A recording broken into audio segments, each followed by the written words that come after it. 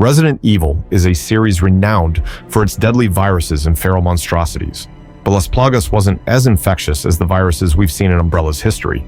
So, how did it spread so quickly and bring down an entire empire? How did it seemingly overtake and destroy a whole village and island in such a short amount of time? Unlike the viruses, the Plagas excelled at one thing, and it did this far better than most of Umbrella's viruses ever could. It was something that even Umbrella ultimately destroyed itself trying to achieve. LasPlagas predates Umbrella and the Resident Evil saga, with its origins offering critical insights into its potential. These parasitic arthropods reproduced asexually, with eggs expelled from hosts and consumed by other creatures to continue their life cycle. Originating in West Africa, desiccated plaga remains were found in the ancient Ndipaya kingdom, preserved for millennia in low-oxygen environments. This region also yielded the flower that Umbrella used to create their progenitor virus. The plagas eventually spread to Spain, likely brought by traders, where they thrived in the mountainous region of Valdelobos. Over time, the parasite was deified, inspiring rituals and human sacrifices, as seen in the ancient cave paintings. During the 15th century Reconquista, the cult of Los Iluminados emerged in Valdelobos, blending Catholicism with plaga worship. Led by prophet Adam Sadler, they expanded their influence through rituals like human sacrifices and implantation. Alarmed by their growing power, the Catholic monarchs launched a crusade led by Gregorio Salazar, who crushed the cult and sealed the plagas beneath Valdelobos. To ensure containment, Salazar built a fortress, later known as Salazar Castle, above the caves. Though the cult was destroyed, remnants secretly preserved Adam Sadler's teachings.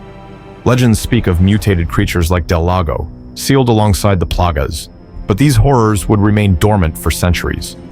By the late 20th century, the Salazar family's influence had diminished.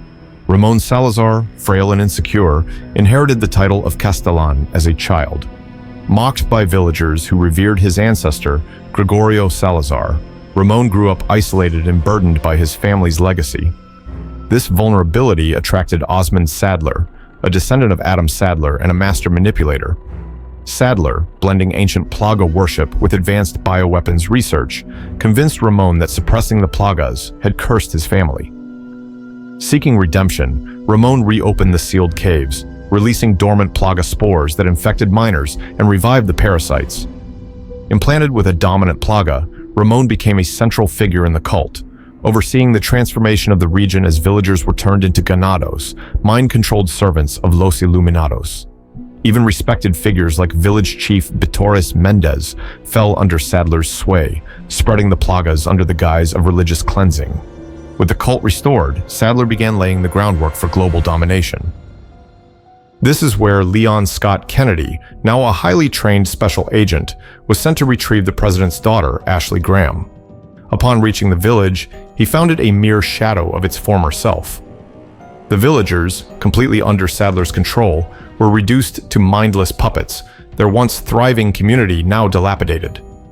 Infected residents lacked the mental acuity to care for themselves, their livestock, or their crops, leading to famine and worsening an already dire situation. The castle offered no reprieve.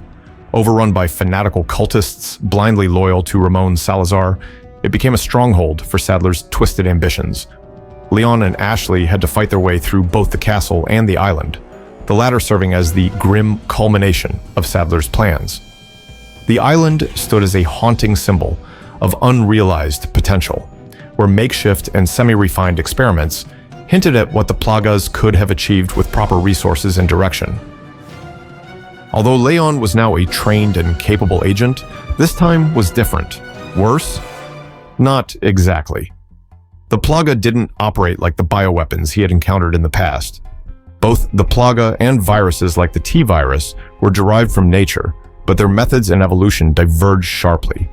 The T-virus, a hallmark of Umbrella's biotechnology, was the result of years of refinement by countless researchers.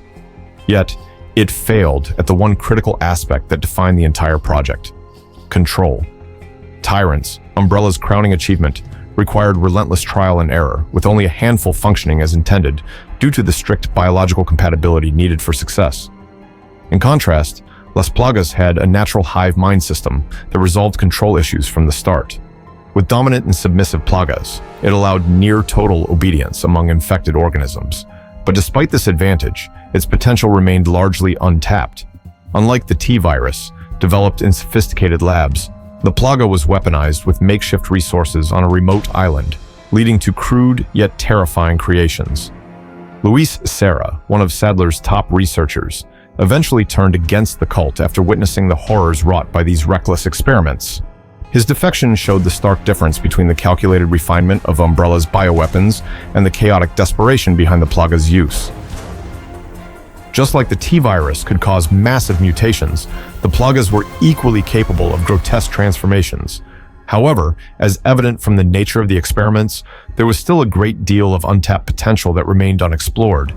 Unlike the T-virus, which turned humans into mindless zombies, the plagas allowed their hosts to retain a certain level of intelligence while significantly enhancing their strength and durability. This difference made them far more dangerous than typical infected zombies. Beyond this, the unique mutations induced by the plagas raise intriguing questions about just how powerful the parasite could be, or at least what potential it held. During his mission, Leon encountered a range of creations stemming from plaga infection. Some were crude, makeshift experiments born of desperation, while others were the result of limited research conducted with the sparse resources available. Then there were those creations that defied explanation, grotesque hybrids that seemed to violate the very laws of nature, their existence a testament to the plaga's untapped and terrifying possibilities. These abominations underlined both the ingenuity and recklessness behind the cult's use of the parasite. Although these makeshift experiments were byproducts of semi-successful bioweapons, they demonstrated the untapped potential of the plaga to enhance human hosts over time. One of the first such creations Leon encountered was Dr. Salvador, a supposedly ordinary ganado who became exceptionally strong. His incredible strength and resilience were likely the result of prolonged infection, allowing the parasite to fully integrate with and enhance his body. His head, concealed by a sac, suggested the parasite had been growing inside him for so long that it burst through his skull, with the sac shielding the exposed plaga from sunlight and keeping his head intact. Salvador's ability to return from the dead multiple times further demonstrated how extended exposure to the plaga drastically improved durability, raising questions about how much stronger humans could become if infected for extended periods. This showcased the horrifying potential of the parasite if given time to refine and develop within a host. Other abominations included extraordinary mutations like El Gigante and Novistadors, both showcasing the extreme yet tragic potential of the plaga. El Gigante had especially horrific origins. The village children injected with parasites died as their bodies couldn't handle the mutations. However, a few infants survived, their rapid growth transforming them into colossal behemoths within just over a year. These massive creatures were feral and uncontrollable, rampaging through the village and consuming most of its dwindling food supply, exacerbating the famine. Lacking the refinement of more engineered bioweapons, they were kept dormant through cult incantations, which influenced the plaga inside them. They were primarily used to excavate more parasites from the mines, a grim testament to how the parasite's controlling potential was exploited for labor. The Novistadors, developed by Isidro Uriarte Talavera, were equally grotesque. A fanatical biologist and one of Sadler's most trusted researchers, Isidro pushed the boundaries of plaga manipulation, blending human and insect DNA to align closer to the parasite's divine potential. The first generation of Novistadors resulted from impregnating a human virgin with plaga-infused black liquid, producing monstrous offspring that metamorphosed into massive, insect-like creatures.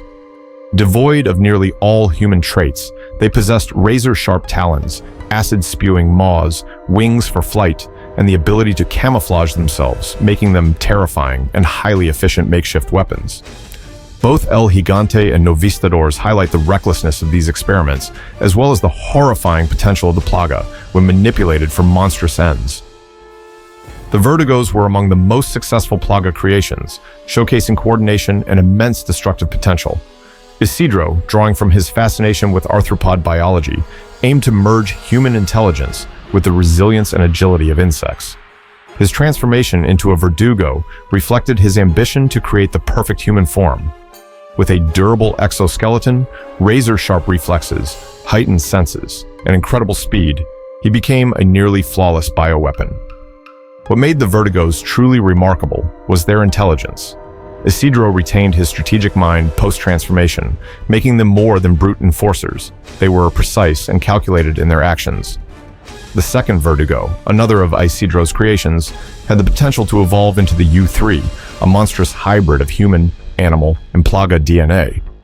Though its bizarre morphology hinted at limitations in resources and equipment, its ferocity and power made it a terrifying weapon, showcasing the terrifying extent of Isidro's research. This combination of raw power, refined design, and strategic capacity showcased how formidable the Plagas could become when utilized with expertise and precision. Jack Krauser was another notable result of the Plagas experiments, showcasing the parasite's ability to enhance strength and adaptability. Implanted with a dominant Plaga, Krauser maintained full control over his abilities, allowing him to wield his mutations with precision and strategic intent. His arm could transform into deadly weapons, significantly increasing his combat capabilities while retaining his intelligence, discipline, and combat skills. Krauser's transformation was a testament to the Plaga's capacity to create powerful, controlled soldiers, even with limited resources. Although not as refined as Albert Wesker, whose enhancements came from years of cutting-edge research, Krauser's abilities highlighted how the Plagas could produce formidable fighters under far less advanced conditions. His resilience, speed, and precision marked him as one of the cult's most effective assets, illustrating the untapped potential of the parasite. And then there were creations that seemed like they shouldn't exist, grotesque bioweapons born of sheer desperation and recklessness, the Regenerators. These twisted humanoid creatures had no purpose beyond devouring anything in their path. Engineered with multiple Plagas inside their bodies, they boasted a hyperactive metabolism that allowed them to regenerate lost body parts with unnerving speed. Their grotesque, fractured skeletal structure gave them an unnatural reach, enabling movements that defied human capability. Yet, their labored breathing, necessary to fuel their overworked bodies, was an eerie reminder of their unfinished design. Despite their regenerative abilities, the Regenerators were far from perfect. Their lack of coordination and awkward movements made them clumsy, and their accelerated metabolism, if unchecked by the Plagas, caused them to overheat and self-destruct. In rare cases, some evolved into Iron Maidens, a deadlier form capable of regenerating past critical stages and becoming more aggressive. The closest comparison to their regenerative capabilities lies with the G-Virus, which also allowed for rapid regeneration and grotesque mutations. However, unlike the Regenerators, the G-Virus often spiraled out of control, mutating its host into unrecognizable monstrosities. Even so, the Regenerators demonstrated a horrifying efficiency, unmatched by conventional weapons, embodying the untapped potential of Plaga experimentation. But this was just the Type 1 Plaga. Later, we saw much more advanced iterations, such as the Type 2 Plaga, which could be ingested and took control of hosts far more quickly, and the Type 4 Plaga that had the ability to allow the host to control other bioweapons. However, exploring these advancements is an entirely different discussion worthy of its own deep dive. The Plaga showcased remarkable capacity for mutation, much of which remained untapped. One of the most striking examples was Delago, a salamander that, after being infused with the Plaga, grew to immense proportions, surpassing even Neptune, the TVirus infected shark. However, what truly set the Plaga apart was its obedient relationship between the dominant Plaga and the submissive Plaga, allowing for controlled and coordinated behavior, a feature the TVirus could never achieve. But did that make the Plaga a bigger threat than the TVirus? The TVirus was a mutagenic virus capable of reviving dead cells while mutating organisms to survive in harsh conditions. Its danger didn't lie solely in the monsters it created, but in its incredible infectiousness. It could spread throughout an entire city within days, traveling through air, water, and physical contact, taking over a person's body within hours or even minutes in some cases. In contrast, LasPlagas was not inherently contagious. It had to be injected or ingested. Airborne transmission was rare, only observed when spores from excavated Plaga remains infected the miners. After infection, The Plaga took hours to days to establish control, unlike the rapid progression of the TVirus. When it came to eradicating the infection, the TVirus posed a greater challenge. Without a specifically developed cure, infection was essentially a death sentence, with the only way to stop it being the destruction of the brain or body. By contrast, the Plaga was sensitive to UV light and weakest during the day. Infected hosts could potentially be cured if the parasite was destroyed with UV radiation before it matured into its adult stage. This made the Plaga more vulnerable to treatment compared to the near unstoppable nature of the TVirus. The most important factor in creating a bioweapon is its combat effectiveness and ability to cause destruction. The Plagas had a significant advantage in their ability to retain cognitive function in infected hosts and allow nearly all Plaga-infected organisms to be controlled by the dominant Plaga host. By contrast, only a few engineered TVirus experiments, such as hunters and tyrants, could follow programming and instructions. While the Plagas produced creatures capable of immense destruction, many of these were beyond control. Those that achieved a balance between combat effectiveness and obedience were rare, but the Verdugo stood as an extraordinary success. Combining speed, agility, resilience, and strategic precision, they rivaled some of Umbrella's best tyrants in combat efficiency. Umbrella saw greater consistency with its tyrants, which were not only destructive, but also precise in following commands. However, tyrants had notable flaws. While they could heal from most conventional damage, excessive damage often caused them to mutate into uncontrollable forms. For instance, Nemesis, after sustaining significant damage, spiraled out of control to the point where it required a railgun to incapacitate it and a nuclear strike to fully eliminate its cellular activity. In contrast, the Plaga's regenerative marvels, such as the Regenerators, excelled in their ability to instantly regrow massive amounts of tissue. Though lacking refinement, this rapid regeneration was a step beyond anything Umbrella achieved with its TVirus experiments, highlighting the untapped potential of Plaga-based bioweapons. The TVirus did produce one creation with resilience comparable to the Regenerators, Lisa Trevor. She was one of the few individuals with the genetic prerequisites to bond with the progenitor virus, granting her superhuman capabilities, including exceptional regenerative abilities. Despite numerous attempts by Umbrella to dispose of her, Lisa survived for days, her body defying all efforts to destroy it. Unlike the Regenerators, Lisa's survival didn't rely on external organisms. Her resilience was entirely self-sustained. Remarkably, her immune system was so advanced that it destroyed the Ne alpha parasite, the same parasite that empowered Nemesis, further emphasizing her body's unique capacity to sustain life. This might lead you to believe that the TVirus was more dangerous, and in terms of being a pandemic-level threat, it certainly was. Its ability to infect entire cities within days and spread through air, water, and physical contact made it unparalleled in its scale of devastation. However, as a bioweapon, its most sophisticated creations, like tyrants, were extremely rare and required vast amounts of research, resources, and near-perfect biological compatibility to develop. In contrast, the Plagas showcased unique advantages. Its ability to enforce absolute obedience, retain host intelligence, and maintain a hive mind structure gave it an edge in controllability, something Umbrella often struggled to achieve even with its advanced experiments. This made the Plagas not just a tool of destruction, but a calculated weapon capable of strategic deployment.